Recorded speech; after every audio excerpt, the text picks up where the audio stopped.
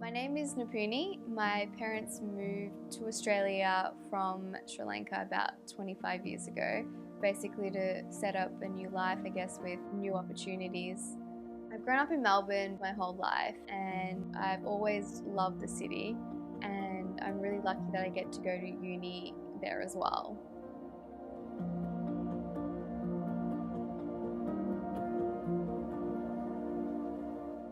I feel like Sri Lankan people are very proud of their country and heritage. Sri Lanka is an ancient country that was first ruled by kings and warriors, but the culture is also very entwined with the country's main religion, which is Buddhism. For example, at the time of the Sri Lankan New Year in April, people go to temples to pray, but also celebrate through festivals, and this is where dancing comes in.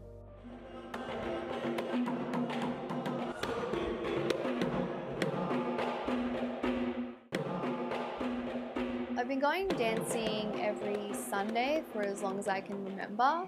A lot of my friends go to different dancing classes too. There are heaps around Melbourne.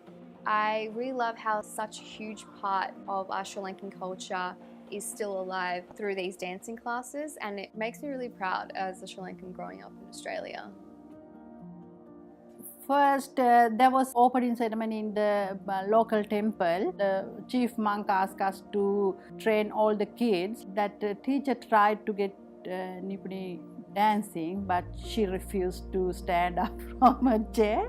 She just sat next to me, did nothing, and whole hour went like that. And as I grew older, it became a sort of escape. I loved being able to just focus on dancing and nothing else.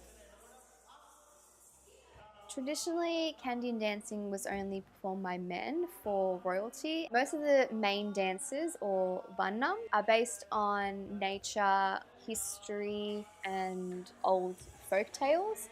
I think it's really beautiful how the same style of dancing can depict, say, the elegant movements of an elephant, but also the sharp, strong movements of a warrior.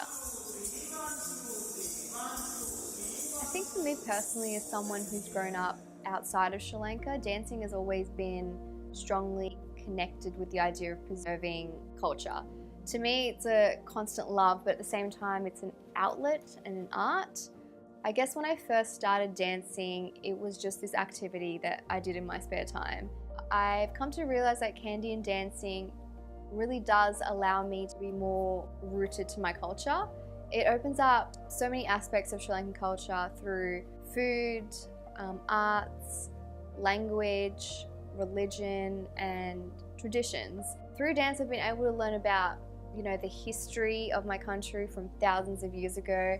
I've danced to folk songs that sing about the lives of, my ancestors.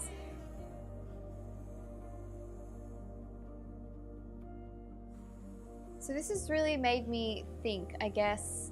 I'm so grateful for all that dancing provides me.